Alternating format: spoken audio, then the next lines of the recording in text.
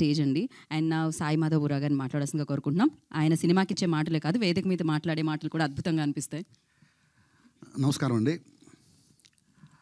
వానర చాలా పెద్ద సినిమాకు ఉండాల్సినటువంటి టైటిల్ ఈ సినిమాని చాలా పెద్ద సినిమా చేస్తుంది ఆటోమేటిక్గా. చూడటానికి చిన్న సినిమాలా కనిపిస్తుంది కానివ్వండి, రిలీజ్ అయిన తర్వాత చాలా పెద్ద సినిమా అవుతుంది. సమస్య లేదు సార్, నేను చూశాను. నిజంగా సినిమా అంటే విపరీతమైనటువంటి ప్యాషన్తో, పిచ్చితో ఏవైనా సరే సినిమా చేయాలి, వాళ్ళలో ఉండే ఆలోచనలు మొత్తం ప్రేక్షకులకి చూపించాలి, మేమేంటో మమ్మల్ని మేము పరిచయం చేసుకోవాలి అనేటువంటి ఒక పిచ్చితో చేసినటువంటి సినిమా అండి ఇది. సో ఈ సినిమాకి పనిచేసినటువంటి ప్రతి ఒక్కళ్ళు కూడా ఒక రకంగా చెప్పాలంటే సీనియర్సు అని చెప్పేవాళ్ళు కూడా ఇన్స్పిరేషన్. వీళ్ళందరూ నాకు కూడా ఇన్స్పిరేషన్. ఈ సినిమాకి పనిచేసిన చాలామంది కంటే నేను కొంచెం సీనియర్నే. నాకు కూడా వీళ్ళు ఇన్స్పిరేషన్గా నేను భావిస్తున్నాను. నిజంగా అంత పిచ్చితో, అంత ప్యాషన్తో ఈ సినిమా చేశారు. ఒక అద్భుతమైనటువంటి పాయింట్ చాలా మంచి పాయింట్. స్క్రీన్ ప్లే చాలా బాగుంది, క్యారెక్టరైజేషన్స్ బాగుంటాయి, అందరి పర్ఫార్మెన్స్ బాగుంది, చాలా బాగా చేశారు. ముఖ్యంగా శివాజీ రాజా గారండి, ఆయన చేసినటువంటి క్యారెక్టరు చాలా సంవత్సరాల తర్వాత మళ్ళీ నేను చాలా తృప్తిగా శివాజీ రాజా గారి పర్ఫార్మెన్స్ ఈ సినిమాలో నేను చూశానండి. ఆ క్యారెక్టర్ అంత బాగా చేయగలిగిన వాళ్ళు చాలా తక్కువ మంది ఉంటారు, చాలా తక్కువ మంది ఉంటారు. అంత గొప్పగా ఆయన ఆ క్యారెక్టర్ చేశారు.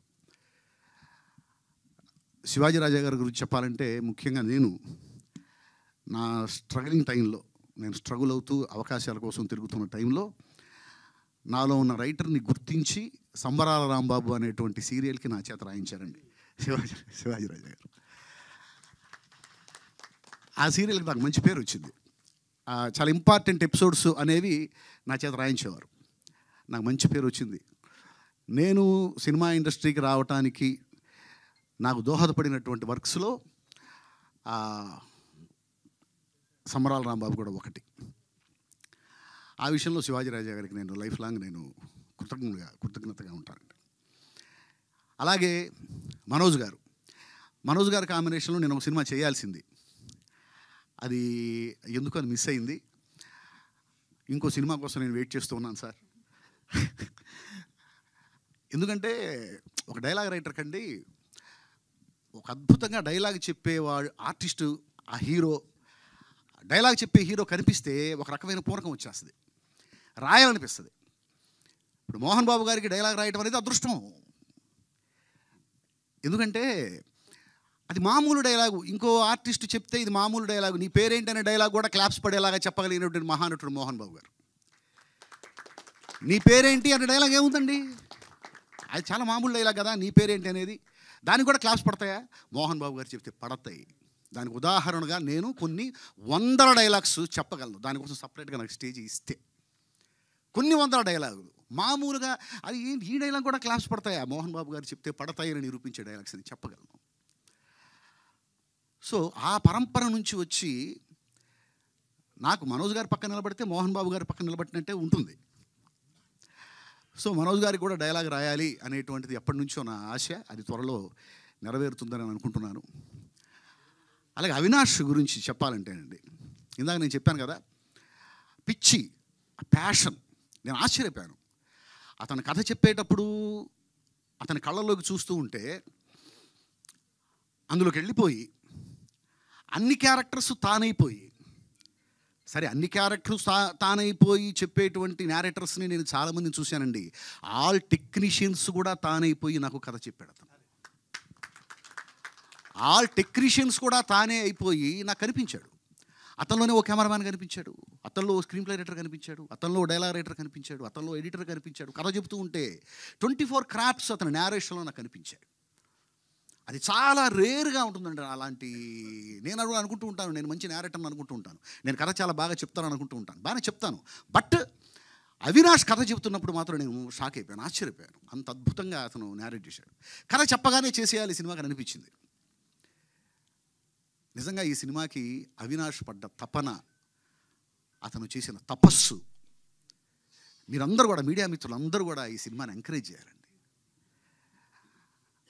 సహజం. ఇప్పుడు అంటే నేను ఓపెన్గా మాట్లాడుతున్నాను. పెద్ద పెద్ద సినిమాల్లో కూడా లోపాలు ఉంటాయి. అస్సలు లోపాలు లేకుండా సినిమా అనేది బయటికి రాదు. అది చిన్న బడ్జెట్లో తీసిన సినిమా కావచ్చు, పెద్ద బడ్జెట్లో తీసిన సినిమా కావచ్చు. ఆ సినిమాకి 1000 కోట్లు ఖర్చు అయి ఉండొచ్చు, 1 కోటి రూపాయలను తీసి ఉండొచ్చు. ఎక్కడో ఒక చోట ఖచ్చితంగా లోపాలు అనేవి ఉంటాయి. కానీ ఆ లోపాలని కూడా క్షమించి ఎంకరేజ్ చేయాల్సిన సినిమాలు కొన్ని ఉంటాయి. ఆ కోవకు చెందిన సినిమా వానర. ఎక్కడన్నా నాకు తెలిసినంతవరకు అయితే పెద్దగా ఏం కనిపించవు, కానీ ఎక్కడో ఒక చోట ఏదైనా కనిపించినా కానీ దాన్ని ఎంకరేజ్ చేయాలండి. ఎందుకంటే ఆ లోపం కూడా మనకు నచ్చుతుంది. నచ్చకపోతే ఎంకరేజ్ చేయొద్దు. ఆ లోపం కూడా, ఆ సినిమాలో మనకు కనిపించే లోపం కూడా మనకు నచ్చుతుంది. నేను ఎప్పుడు చెప్తూ ఉంటా, కమర్షియల్ సినిమాకి స్క్రీన్ ప్లే అంటే తప్పులు చెయ్యకపోవటం కాదు, జనానికి నచ్చే తప్పులు చేయటం. జనానికి నచ్చే తప్పులు చేయటమే కమర్షియల్ సినిమా. ఏ తప్పు జనానికి నచ్చుతుందో తెలిసిన వాళ్ళు ఇక్కడ సక్సెస్ అవుతారు, ఏ తప్పు నచ్చుతుందో తెలియని వాళ్ళు ఇక్కడ సక్సెస్ కాలేరు. సో మనకు నచ్చినప్పుడు ఆ తప్పును కూడా ఎంకరేజ్ చేయాలి. అలా ఒక పిచ్చితో, ఒక ప్యాషన్తో తీసినటువంటి ఈ సినిమాని ప్రేక్షకులు, మీడియా మిత్రులు అందరూ కూడా ఈ సినిమాని ఎంకరేజ్ చేసి, ఈ సినిమాకి పనిచేసిన ప్రతి ఒక్కళ్ళు, ఈ సినిమాకి సీనియర్స్ ఎంతమంది పనిచేశారో, కొత్త నీరు అంత వచ్చింది ఇండస్ట్రీకి ఈ సినిమాతో ద్వారా. సో ఆ కొత్త నీరుని రానివ్వండి, ప్రవహించనివ్వండి. ఇంకా ఇంకా ఎన్నో ఎన్నో సినిమాలు వీళ్ళ నుంచి రానివ్వండి. ఇలాంటి సినిమాలు ఎన్నొస్తే ఇండస్ట్రీ అంత బాగుంటుంది. దయచేసి మీరందరూ కూడా ఈ సినిమాని ఎంకరేజ్ చేయాలని మనస్ఫూర్తిగా కోరుకుంటున్నాను. అలాగే నేను ఒక్క విషయం చెప్పాలనుకుంటున్నాను అవినాష్ గురించి. ఇందాక నన్ను పిలుస్తూ చెప్పారు ఈ సినిమాకి బ్యాక్ బోన్గా మీరున్నారు అని. యాక్చువల్గా నిజం చెప్తున్నానండి, నేను వాస్తవం చెప్పాలంటే నేను ఈ సినిమాకి పనిచేశాను, ఈ సినిమా ద్వారా చాలా నేర్చుకున్నాను. ఇకపోతే బ్యాక్ బోన్లు, ఫ్రంట్ బోన్లు, సైడ్ బోన్లు అన్నీ కూడా అవినాషే. ప్రతి విషయంలో, ప్రతి దాంట్లో తానై, ప్రతి క్రాఫ్ట్లో కూడా అతను జీవించి ఈ సినిమా చేశాడు. ఈ సినిమాకి ప్రాణం పెట్టాడు. అతను ఎంత జీవించాడో ఈ సినిమాలో, ఎంత ప్రాణం పెట్టాడనడానికి నేనే ప్రత్యక్ష సాక్ష్యం. ఈ విషయంలో ముఖ్యంగా చెప్పుకోవాల్సింది అవినాష్ గారి ఫాదర్, వాళ్ళ నాన్నగారు హనుమంతరావు గారు.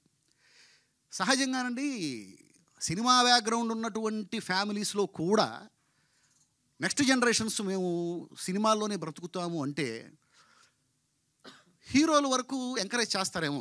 అందరు హీరోలు కూడా ఎంకరేజ్ చేస్తారని అనుకోను. చాలామంది ఎంకరేజ్ చేయరు.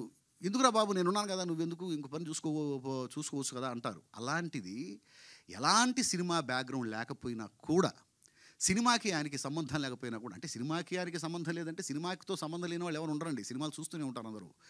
కానీ సినిమాకి పని చేయకపోయినా కూడా కొడుకు వచ్చి, నాన్న నేను సినిమా వాడిని అవుతాను, సినిమా తీస్తాను, సినిమాకి పని చేస్తాను అనగానే ఓకే రైట్, నువ్వు చెయ్యి, నీ వెనక నేనున్నాను అని ఎంకరేజ్ చేసే ఫాదర్స్ ఎంతమంది ఉంటానండి.